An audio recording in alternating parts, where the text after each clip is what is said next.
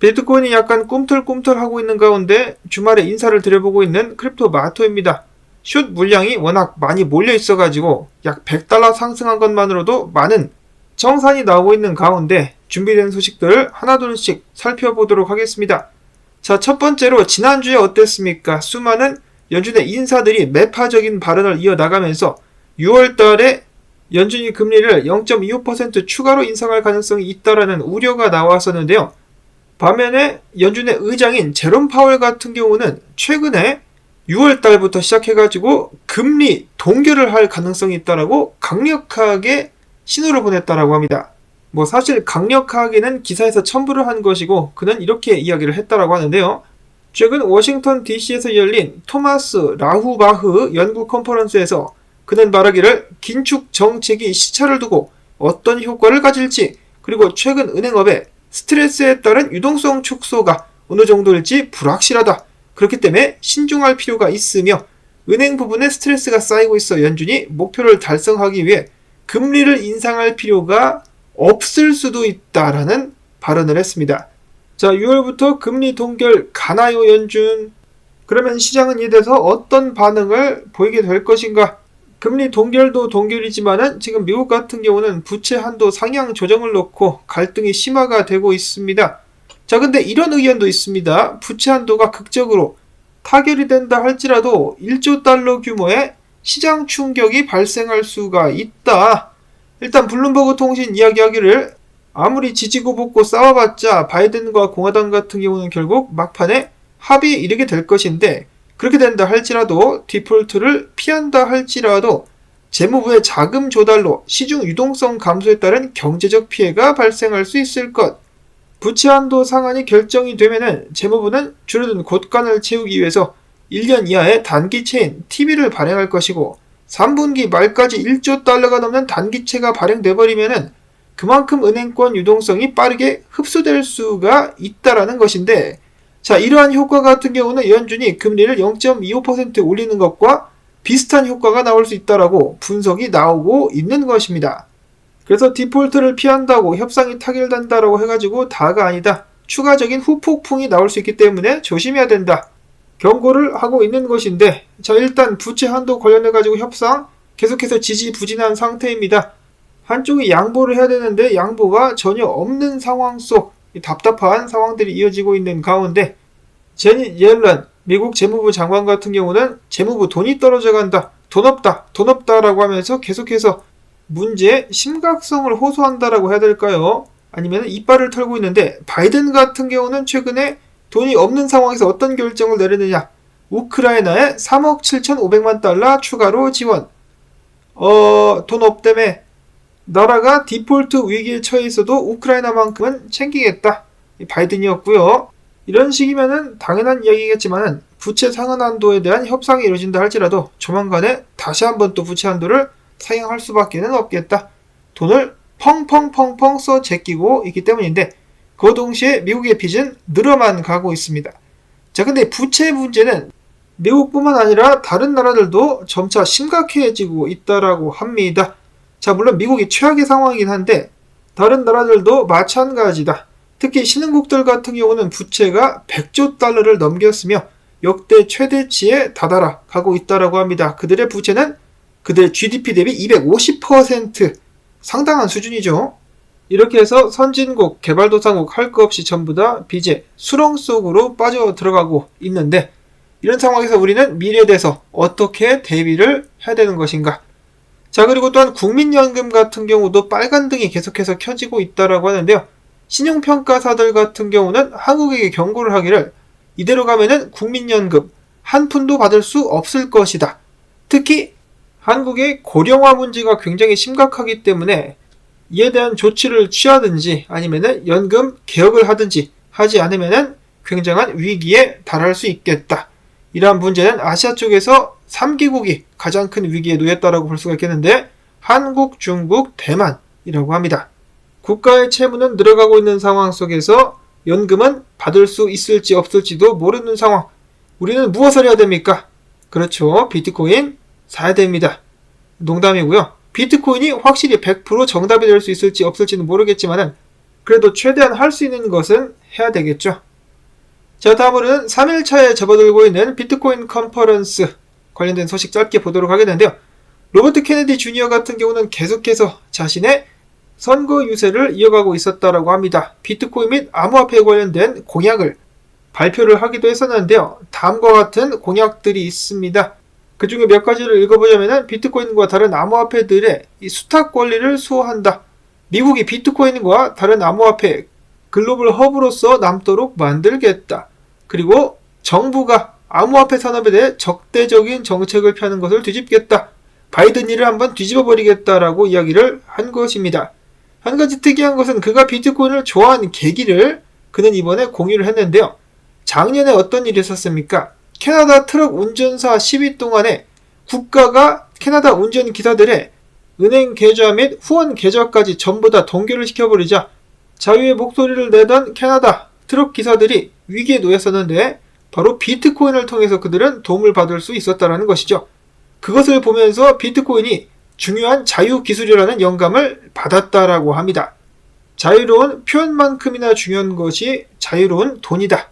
자유에 대한 가치가 얼마나 중요한지 아는 사람들은 전부 다 비트코인을 지지하는 것 같습니다.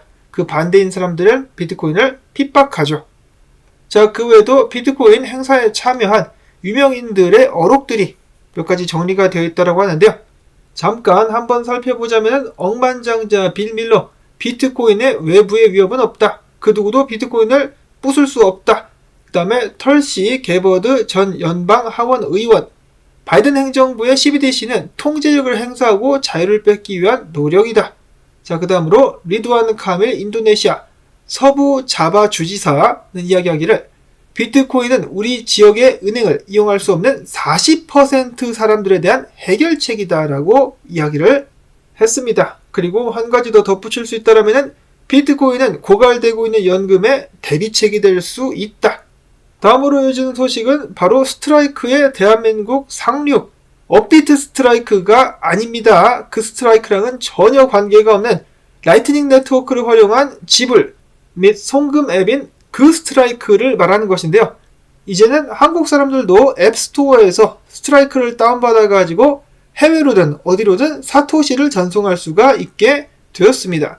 그래서 앱을 다운받고 이메일로 인증을 한 뒤 KYC 절차 없이 사용이 가능하다라는 것인데요. 관심 있으신 분들 같은 경우는 지금부터 다운 고고싱 하셔도 될 것 같습니다. 저도 앞으로 사토시 후원을 좀 받기 위해서 스트라이크 아이디를 꼭 첨부를 하도록 하겠고, 자, 그 다음으로는 비트코인 장투자들의 비트코인 보유량이 사상 최고치를 기록했다라고 합니다. 특히 장투자들 같은 경우는 FTX 붕괴 동안에 변함없는 비트코인에 대한 확신을 보여주었다라고 하는데요. 계속해서 그들이 들고 있는 비트코인 물량이 늘어나고 있습니다. 비트코인 물량이 모자라가지고 가격이 쭉쭉 오르는 그런 날이 하루빨리 찾아올 수 있기를 바라보고요. 자, 그 다음에 비트코인의 변동성이 역사적으로 상당히 낮은 수준까지 도달했다라는 소식이 나왔습니다. 자, 60일간의 변동성 수준이 40%를 밑도는 상황. 이런 상황은 과거 5년 동안에 8번 발생을 했습니다. 그만큼 볼린저 밴드도 강력하게 압축이 되고 있는데요.